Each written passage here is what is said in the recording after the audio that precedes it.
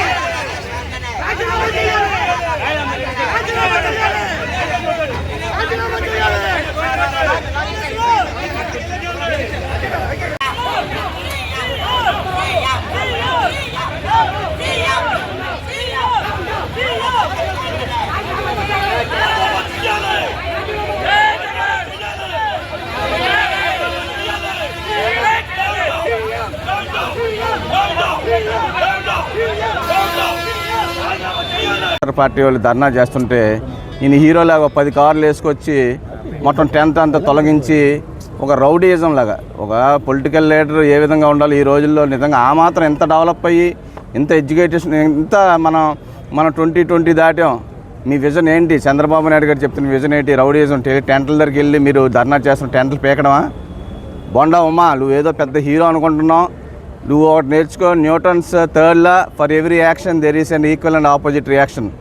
రాబోయే రోజుల్లో నువ్వు చూస్తావు నీ రౌడీయిజం, లేకపోతే నీకు ఏమన్నా పని, మీకు ఆ చిన్నబాబుతో ఏమైనా పని ఉంటే చేయించుకో తప్ప మీ మెప్పు కోసం టెంట్ల దగ్గరికి వెళ్ళి రౌడీజం చేసి ఓకే నువ్వు అనుకో 2.0 త్వరలో చూస్తారు మీ అందరూ కూడా రాబోయే రోజుల్లో. ఇప్పటికే రాష్ట్రం అంతా వైఎస్ఆర్ గాలి ఏ విధంగా వేస్తుందో మనం చూస్తున్నాం.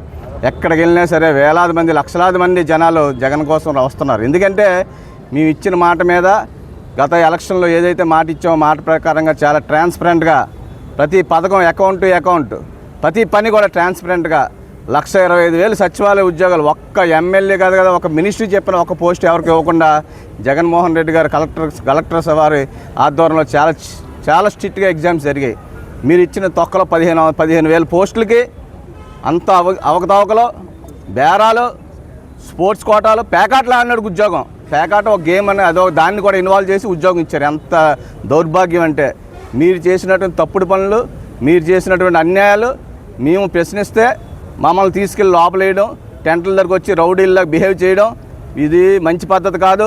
రేపు రాబోయే నువ్వు 10 కార్లు వేసుకొచ్చో రేపు రాబోయే రోజుల్లో 100 కార్లు వచ్చి మీ ఇంటి ముందుకు వచ్చి నేను ఈడ్చుకొని వెళ్ళే రోజులు ఉన్నాయి. నువ్వు అది గుర్తించుకో. డ్యూ టు లాంగ్వేజ్ క్రైటీరియా క్లియర్గా వచ్చింది షీ గాట్ అ జాబ్.